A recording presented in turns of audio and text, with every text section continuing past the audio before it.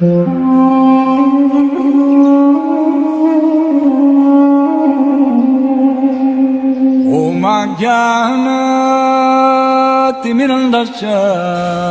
I am stressing. तो हम लोग बात कर रहे थे प्रभु जी के जो भक्तों में 26 गुण होते हैं, तो हम उन 26 गुणों को प्रभु जी में हमने देखा। तो आज जो मैं गुण करने जा रहा हूं वो है मैत्र। मैत्र का मतलब है मित्रता। एक वैष्णव में ये गुण अवश्य होता है, वो सबका मित्र होता है। और भगवद गीता के 12th चैप्टर में भगवान श्री कृष्ण कह रहे हैं कि भक्तों के गुणों की भगवान चर्चा कर रहे हैं। भगवान कह रहे हैं कि मुझे वो भक्त सबसे ज्यादा प्रिय है जिसमें ये मैत्री गुण होता है, मित्रता का गुण। क्योंकि भगवान स्वयं ही सुहृत सर्वभूतानां, भगवान तो हमारे सबसे अगर कोई शुभ चिंतक है, परम मित्र है, तो वो भगवान कृष्ण है। बाकी संसार में हमारा कोई भी मित्र नहीं है। अगर हम ये सोचते हैं कि ये व्यक्ति मेरा मित्र है, ये मेरा मुश्किल के समय काम आएगा, तो कभी नहीं होगा। जो आज आपका मित्र है हो सकता है कल वो आपका सबसे बड़ा दुश्मन हो। हमारे एक ऐसे डिवोटी गए थे, मेल मेंबर, जगन्नाथपुरी अभी। तो मैंने उनसे पूछा कि वहां पे एक जगह हम लोग गए थे, वहां जहाँ बोर्ड का वृक्ष है, वहां पे जाके लोग कहते हैं कि मैंने अपनी बुरी आदत चीज छोड़ के जानी है। मैं भी छोड़ के आया, ठीक है। हम लोगों में तो बहुत ही बुरी आदतें हैं, गंदे लोग हैं हम लोग तो उस डिवोटी ने कहा कि मैं एक चीज छोड़ के जा रहा हूँ। मैंने कहा, कहते मेरा कोई दोस्त नहीं है, इस संसार में कोई भी मित्र नहीं है, कि ये मैं अपना भ्रम जो है, जिस भ्रम में मैं फंसा हुआ हूँ, तो मैं वो छोड़ के जा रहा हूँ। मुझे उनकी बात अच्छी लगी, मैं यार बात तो सही है। तो वैसे वैष्णवों को सबका मित्र होना चाहिए। भगवान कृष्ण कह रहे हैं कि जो मित्रता निभाता है, भगवान ने निभाई मित्रता। भगवान ने सुदामा के साथ मित्रता निभाई। भगवान ने ये नहीं देखा कि मैं तीनों लोकों का स्वामी, वो तो एक गरीब ब्राह्मण। भगवान ने वहां हमें एक शिक्षा दी मित्रता निभाने की। अर्जुन के साथ मित्रता निभाई, भगवान ने हमें ये शिक्षा दी। तो भगवान कहते वही मुझे सबसे अधिक प्रिय है। और हम ये गुण प्रभु जी में देख सकते हैं।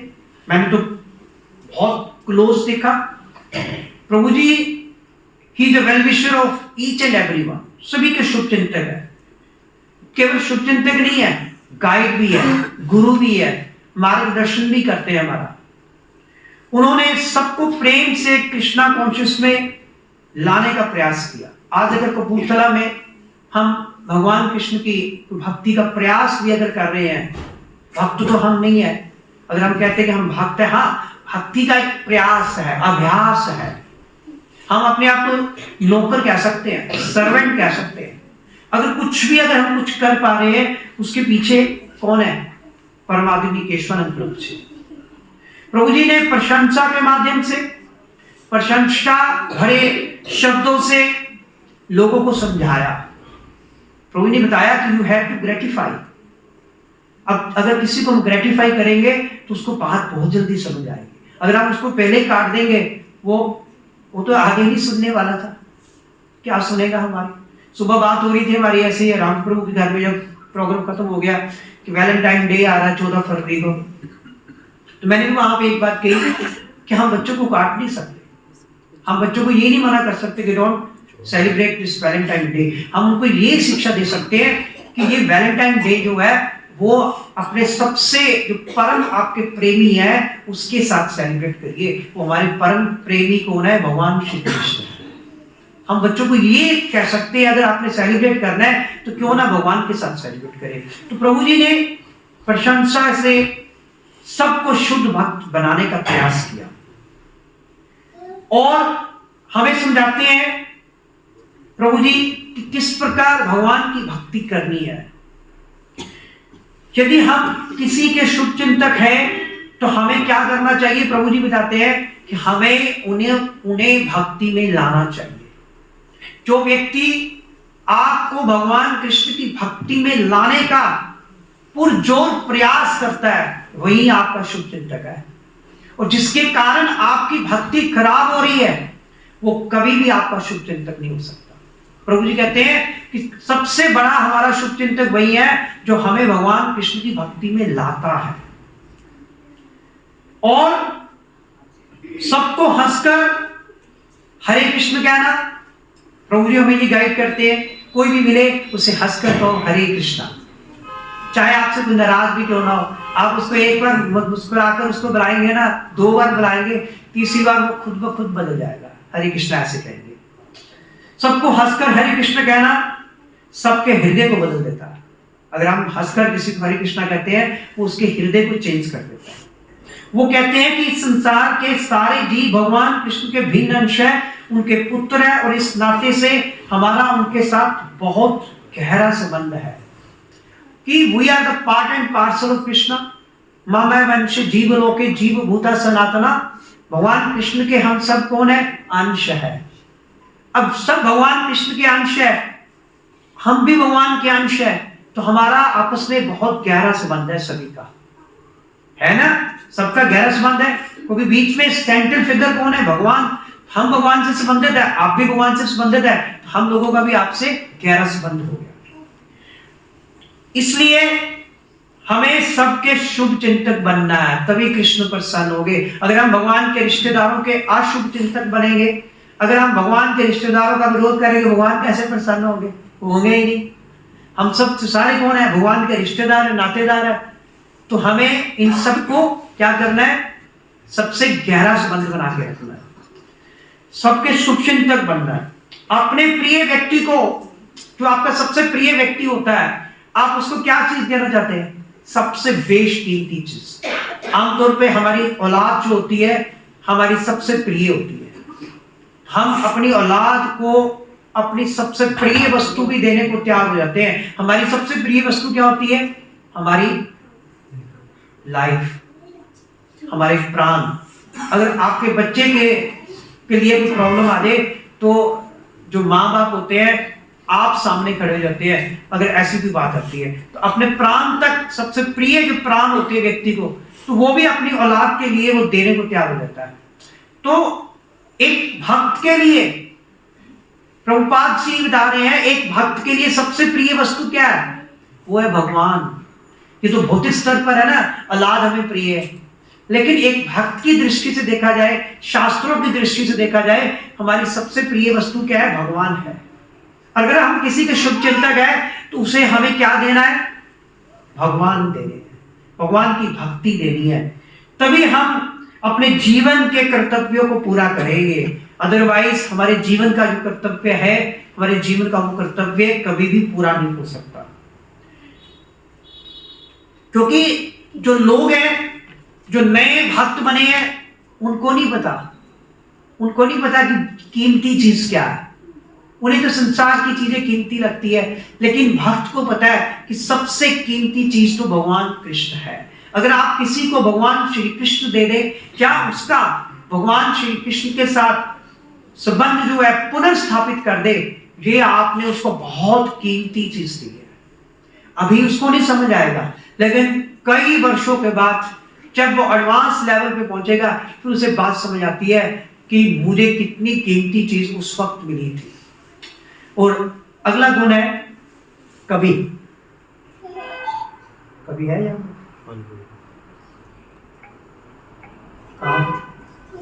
मैत्री के बाद कवि, थोड़े रह गए बस। कवि,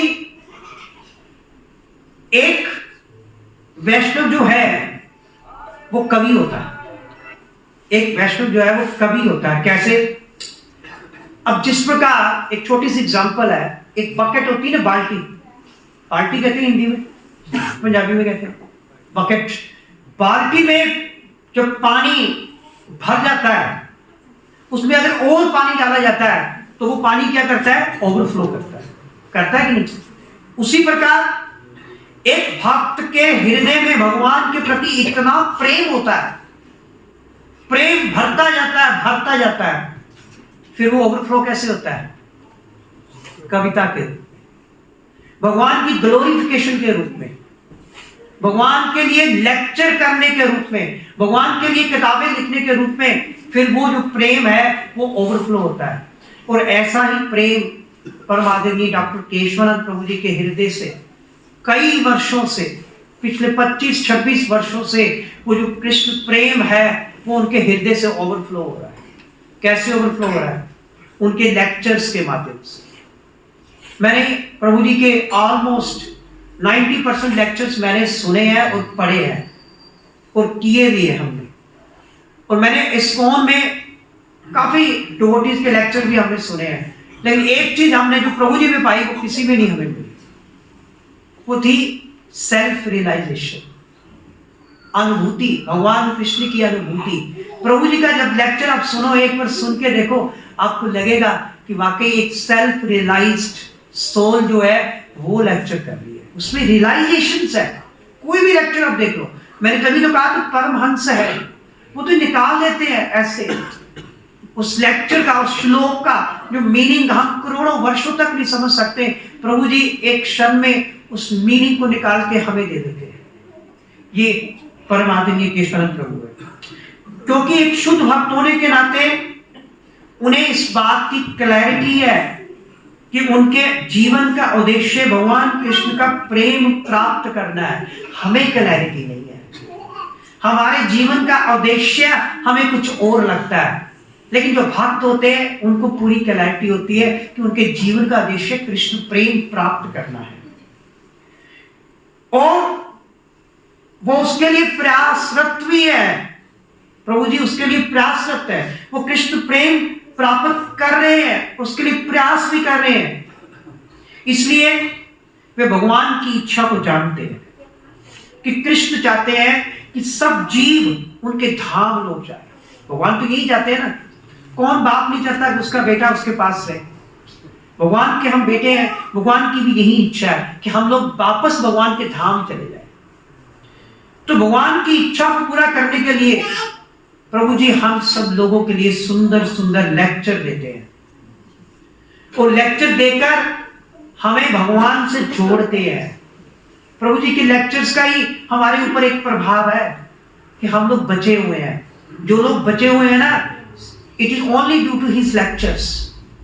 जिन्होंने उनके लेक्चर सुने आज भी वो भक्ति में है, जिन्होंने उनके लेक्चर्स नहीं सुने वो भ्रमित होकर भक्ति से बाहर है।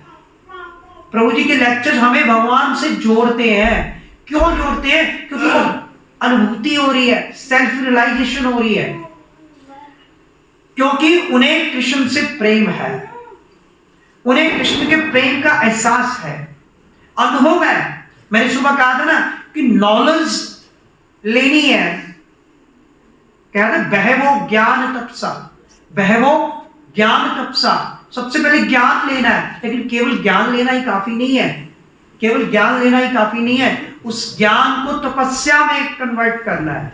जब तक वो ज्ञान तपस्या में नहीं कन्वर्ट होगा तब तक हम कभी भी भगवान का आश्रय नहीं प्राप्त कर सकते, तब तक हमारा कभी भी राग भय और द्वेष कभी भी हमसे छूट नहीं सकता। तो प्रभु जी का जो ज्ञान है वो एक तरह की तपस्या, एक तरह का अनुभव है। वो इसे बांटना चाहते हैं हम लोगों में, वो हम लोगों में उस ज्ञान को प्रभु जी बांटना चाहते हैं और उसी के लिए प्रयास कर रहे हैं। और नेक्स्ट सेकंड लास्ट जो है वो है दक्ष। दक्ष का मतलब होता है एक्सपर्ट, निपुण। प्रभु जी एक्सपर्ट है किसमें? हमें कन्वर्ट करने में। He has converted us into from non-devotee to devotees. आज अगर आप लोग यहाँ बैठे हैं, अगर आप लोग भगवान की भक्ति कर रहे हैं, तो वो उसके पीछे कन्वर्शन किसने की है? केशवानंद प्रभु जी ने। वो एक्सपर्ट है इस चीज में। अगर हम कुछ भी यहाँ पे इंप्लीमेंट करते हैं, सारी उनकी एक्सपर्टाइज से ही हमने सब कुछ सीखा है। तो ही एक्सपर्ट, बोलने में एक्सपर्ट है। आपने देखा कि प्रभु जी के मैंने लेक्चर सुने, एक बार ऐसे होशियारपुर लेक्चर था प्रभु जी का, तो हमारे जो व्रत प्रभु है उनके रिलेटिव के घर में था, तो उस श्लोक पे प्रभु जी ने कई बार लेक्चर किए। जब मैंने वो लेक्चर सुना, आई वॉज रियली सरप्राइज्ड कि 1 घंटे का लेक्चर था, हम अपनी आंखें भी झपक नहीं सके। बोले इतने एक्सपर्ट है, आप कोई भी उनको श्लोक दे दे, हर बार श्लोक में नया ही प्रभु जी बताते हैं, इतने एक्सपर्ट है। बड़ा एक सिंपल सा श्लोक था, प्रभु जी ने उसको उसकी जो एक्सप्लेनेशन की, इट वाज मार्वलस, मैं आपको बता नहीं सकता। और कुकिंग करने में आपको पता है प्रभु जी कुकिंग बहुत अच्छी करते हैं, he is very good cook also for the Krishna, for the devotees. Even प्रचार करने में उनकी बहुत बड़ी एक्सपर्टाइज है, सारे वर्ल्ड में प्रचार कर रहे हैं।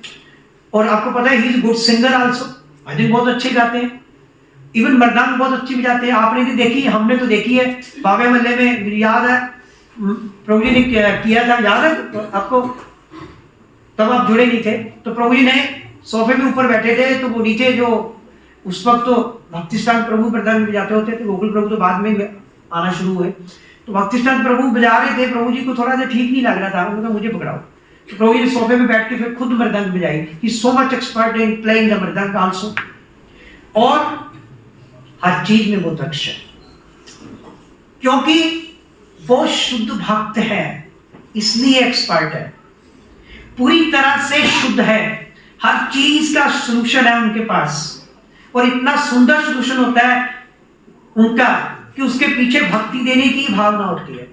कोई लोग आते हैं, प्रभु जी मैं तो बीमार, या मेरे बच्चा ऐसे है, या मेरी बहू ऐसे है, प्रभु जी के पास ऐसे आते हैं, हम तो देखते हैं, हमारे घर में ही आते थे, 2-3 लोग आए ऐसे, तो प्रभु जी ने क्या किया, प्रभु जी ने इतने एक्सपर्ट से, इतनी दक्षता से उनको सॉल्यूशन दिया, और सॉल्यूशन क्या दिया, पीछे क्या था, भगवान की भक्ति। उनको समझ में नहीं लगा कि प्रभु जी ने मुझे भक्ति दे दी है, वो सोच रहे थे कि मुझे मेरे बहू से ऐसे लड़ाई हो रही थी, जब मुझे ये प्रॉब्लम आ रही थी, मेरा सॉल्यूशन दिया है, प्रभु जी ने भक्ति दी। प्रभु जी के पास ऐसे कई सॉल्यूशंस हैं। कोई प्रश्न पूछो प्रभु जी से, आप उसी समय प्रभु जी उसका आंसर देते हैं। मुझे आज भी याद है, हम लोग डाल्टनगंज गए हुए थे, सेकंड लास्ट ईयर डाल्टनगंज थे हम लोग, मेरे साथ अरावत प्रभु थे, अमित गुप्ता प्रभु, तो एक हफ्ता वहां पे रहे डाल्टनगंज में। तो लास्ट डे था, 3 दिन वहां रामायण कथा होनी थी, अद्भुत रामायण कथा। तो तीसरे दिन हमारी ड्यूटी लगी हुई थी, मेरी और राहुल प्रभु की, बुक स्टॉल था, बुक स्टॉल पे ड्यूटी लगी हुई थी, लेकिन हमें लेक्चर सुन रहा था प्रभु जी का। तो एक किसी ने क्वेश्चन पूछ लिया, राम की कथा थी, उसमें रावण का तो जिक्र आएगा ही।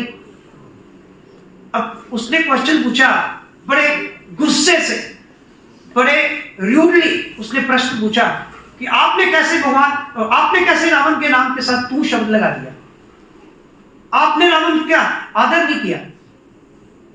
रावण भी तो ब्राह्मण था, रावण भी ज्ञानी था, रावण भी पंडित था, रावण भी एक ऋषि का पुत्र था। उसने ऐसे ही बहुत ही गुस्से से केशव प्रभु जी से प्रश्न किया।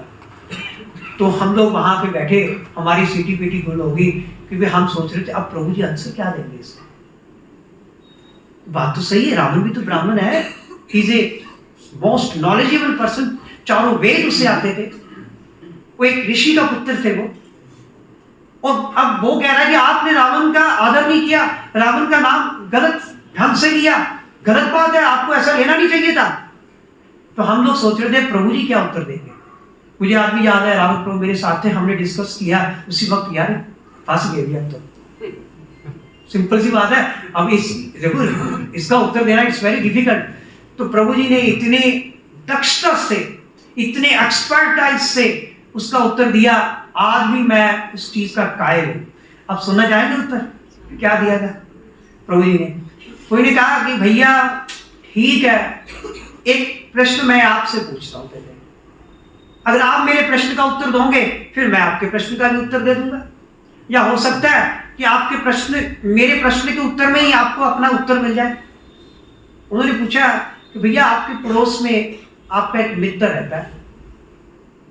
कहते हाँ, मान लो आपका कोई मित्र रहता है, कहते उसकी बेटी को कोई व्यक्ति भगा कर ले गया, उसका अपहरण करके ले गया। अब बताओ आप उस व्यक्ति के साथ कैसा व्यवहार करोगे। वो कहता मैं तो उसको गालियां निकालूंगा, मैं तो उसके साथ ये करूंगा। तो प्रभु ने कहा मैंने तो गाली भी नहीं निकाली अभी। प्रभु ने कहा तुमने खुद ही उत्तर दे दिया। तो कितना सुंदर उत्तर था। ये है परमहंस, इसको कहते हैं परमहंस। हम लोगों का सौभाग्य है, अगर भगवान चाहे भगवान चाहे तो हमें ठग भी सकते हैं। हमें केशवानंद प्रभु जी का सानिध्य मिला हुआ है, अगर भगवान चाहे तो हमें ठग के कहीं और भी भेज सकते हैं, क्योंकि भगवान ठग सकते हैं। भगवान तो सबसे बड़े ठग है, कहते हैं नहीं, सबसे बड़े छलिया है। लेकिन हमारी पे कृपा है भगवान कृष्ण की, भगवान ने हमें ठगा नहीं है, भगवान ने हमें केशवानंद प्रभु जी का ही सानिध्य दिया है। हम लोग लकी हैं। तो प्रभु जी ने ऐसे सुंदर उत्तर दिया, तो आई वाज सो मच, मतलब क्या कहते हैं कि बहुत ज्यादा मैं प्रभावित हुआ था, इन्फ्लुएंस हुआ था कि कमाल कर दी। तब तो हम भी नए थे, पुरानी बातें 2015 की बातें। तो प्रभु जी के पास बहुत सुंदर आंसर था, और सामने वाला फिर क्या होता है, पूर्ण रूप से संतुष्ट हो जाता है। आप लोग संतुष्ट हुए नहीं? ये आंसर सुन के रावण वाला हुए कि नहीं? सभी हो जाते हैं। ऐसे एक्सपर्ट है प्रभु जी। और प्रभु जी श्रृंगार करने में, ड्यूटी वर्शिप करने में, दूसरे की हेल्थ को ठीक करने, मैंने एक एग्जांपल दी थी ना, हमारे एक डिवोटी बीमार हो गए थे, निश्चिंत है प्रभु, हेल्थ उनकी खराब थी, और हम लोग होशियारपुर जा रहे थे, हम लोग लेट हो चुके थे। प्रभु जी ने गाड़ी रुकवाई, गाड़ी रुकवा के रास्ते में कहा रोको, कि हमारा एक डिवोटी बीमार है, हम लोग ऐसे नहीं जा सकते, उसकी हेल्थ पहले हम देखेंगे। निश्चिंत प्रभु को फोन किया, वो धृतवृत प्रभु दीपक गुप्ता के प्रभु की दुकान पे थे, वहां उन्होंने वीडियो कॉल करवाई। वीडियो कॉल करवा के उन्होंने कहा अपनी आंखें दिखाओ मुझे खोल के, अपनी जीभ दिखाओ, ठीक है, अपने नाखून दिखाओ। देखना चाहते थे कि एवरीथिंग इज ओके। बोले ये होते हैं भक्त, उन्हें ये नहीं है कि मैं अपना चलूं, कोई बीमार पड़ा है मुझे क्या लेना देना, नहीं, ऐसे नहीं है। और हर कार्य को करने का ढंग वो हमें बताते हैं कि कोई भी कार्य कैसे करना है। एंड द लास्ट वन जो है वो है मौनी। मौनी का मतलब है कि जो एक भक्त होता है वो हमेशा मौनी होता है। आमतौर पर मौनी का मतलब हम लेते हैं कि जो चुप रहता है, बोलता ही नहीं है। मौन रहने का अर्थ है कि वो केवल भगवान कृष्ण के बारे में ही बात करता है। शास्त्र बता रहे हैं मौन का अर्थ है जब भी मुंह से बोलना है कृष्ण के बारे में बोलना है, कुछ भी उलझुल बात नहीं करनी। ये नहीं है कि मौन का मतलब चुप होके बैठ के। और ये गुण सबसे इंपॉर्टेंट गुण है। बहुत सी ऐसी संस्थाएं हैं जो मौन व्रत रखती है। मुझे आज भी याद है कि जब अमित गुप्ता प्रभु मुझे फर्स्ट टाइम मिले, अजीत नगर में हमारे घर के एंट्रेंस में रहते थे, तो इन्होंने मौन व्रत रखा हुआ था। मैं इनको जानता नहीं था, इन्होंने मौन व्रत रखा हुआ था और इन्होंने मुझे इशारा किया कि मुझे स्कूटर पे बैठा दीजिए। मैं भी बस स्टैंड होके शेखुपुर जॉब करता था गवर्नमेंट स्कूल में, तो मैंने वहां जाना था, बस स्टैंड से होके जाता था। इन्होंने मुझे इशारे से कहा कि मुझे बस स्टैंड उतार दो। तो मैंने उससे नहीं, मैंने तो पढ़ा था मौन का मतलब क्या है, मैंने उससे नहीं ठान लिया कि इनको असली मौन सिखाना है, असली मौन व्रत इनको रखवाना है। तो असली मौन व्रत देखो आज उन्होंने रखा हुआ है। आज वो भगवान कृष्ण की भक्ति बेखूबी से कर रहे हैं, बहुत अच्छी तरह कर रहे हैं। तो आज देख लो, तो मैंने उससे नहीं प्रण कर लिया था कि इनको मैंने ये चीज बतानी है। तो वो आज जुड़ गए हमारे साथ। बाई चांस कोइंसिडेंटली उन्होंने मुझे हाथ दिया तो मैंने रोक लिया, उन्होंने मुझे रोका, मैंने हाथ स्कूटर रोक लिया। तो कई बार भगवान की प्लानिंग होती है, ऐसी होती है। तो कई संस्थाएं बताती हैं कि बोलना नहीं है, लेकिन प्रभु जी कहते हैं ऐसे मौन व्रत का कोई फायदा नहीं है।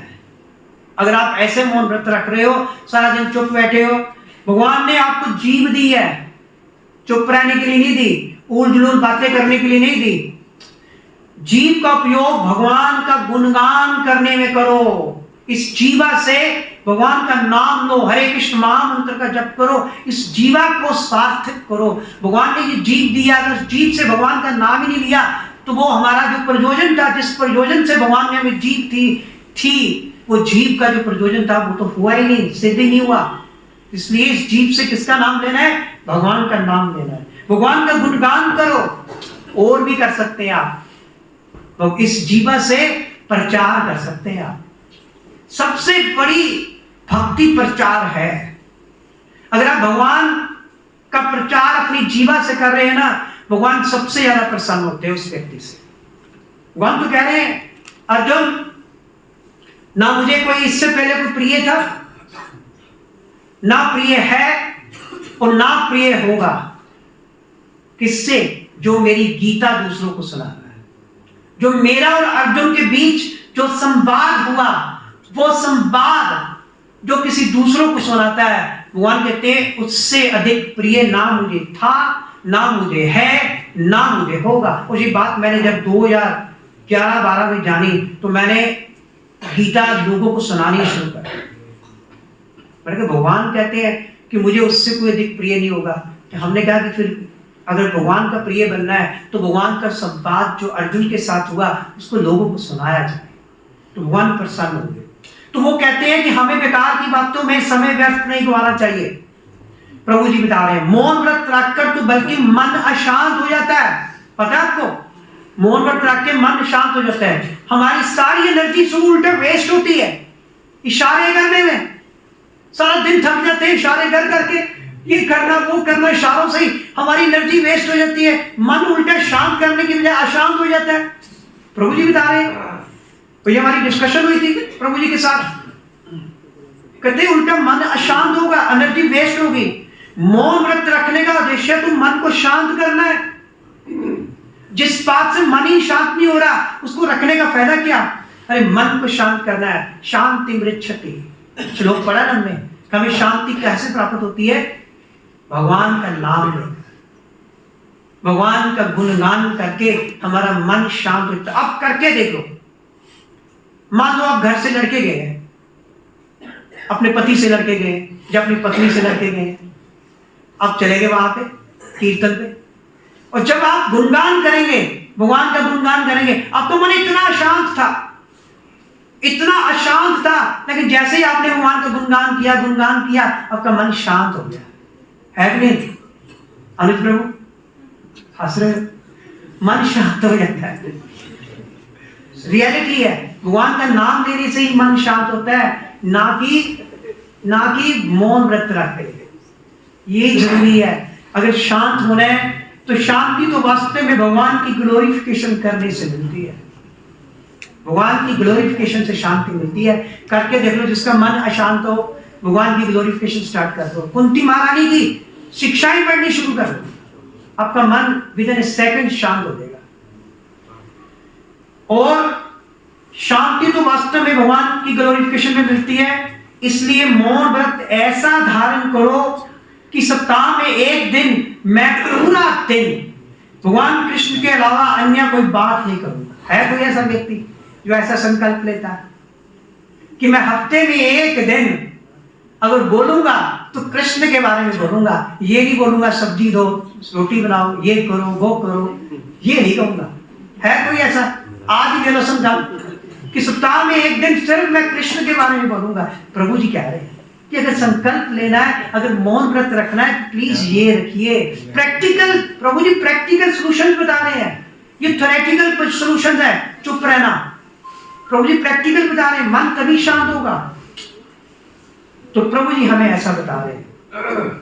तो इस प्रकार मैंने 3 दिसंबर से आज 4 फरवरी तक हमने कोशिश की कि वैष्णवों के गुणों की चर्चा की जाए। इसके लिए तो जितनी चर्चा की जाए उतनी ही कम है। लेकिन नटशेल, मैं जिस दिन पहले मैंने शुरू की थी, मैंने एक ही बात की थी कि अवगुण, दोष, गलतियां, त्रुटियां सब में है। इस संसार में ऐसा कोई जीव नहीं है जिसमें दोष नहीं है। हमें सामान्यता, इवन सामान्य व्यक्ति में भी दोष नहीं देखने। भक्त की तो बात ही कुछ हो रहा है ना। सामान्य व्यक्ति में भी हमें दोष नहीं देखने, और भक्त में दोष देखेंगे, अगर भक्त में दोष देखेंगे ना तो सीधा नर्क ही मिलेगा। रियलिटी है, प्रभु जी बता रहे हैं। चाहे भक्त में दोष क्यों भी ना हो, चाहे उसमें आपको दोष दिखते भी हो, तब भी मत देखो। अपने अटेंशन को दूसरे साइड पे ले जाओ कि मैंने भक्त में दोष नहीं देखना, क्योंकि भगवान कभी भी ये बर्दाश्त नहीं करते कि कोई उसके भक्त में दोष देखे। और मैंने एक छोटी सी वीडियो भी बनाई थी कि आप कितना भी अच्छा क्यों ना कर ले, आप किसी के साथ कितनी भी अच्छाइयां क्यों ना कर ले, आप कितना भी अच्छा क्यों ना बन जाए, लेकिन ज्यादातर लोग आपको ऐसे मिलेंगे जो आपकी गलतियां निकालेंगे, जो आपके दोष निकालेंगे। और प्रभुपाद जी कह रहे हैं, आप सुन सकते हो, मैंने आज भी डाला है हरे कृष्ण प्रचार समिति में वो शॉर्ट, एक छोटा सा शॉर्ट। प्रभुपाद कह रहे हैं कि इसमें चिंता करने की कोई बात नहीं है। अगर लोग आपकी गलतियां निकाल रहे हैं, आपकी निंदा कर रहे हैं, आपके दोष निकाल रहे हैं, तो इसमें कोई चिंता की बात नहीं है। चिंता तो तब है जब आपकी कोई निंदा नहीं कर रहा, जब आपका कोई दोष नहीं निकाल रहा। क्यों?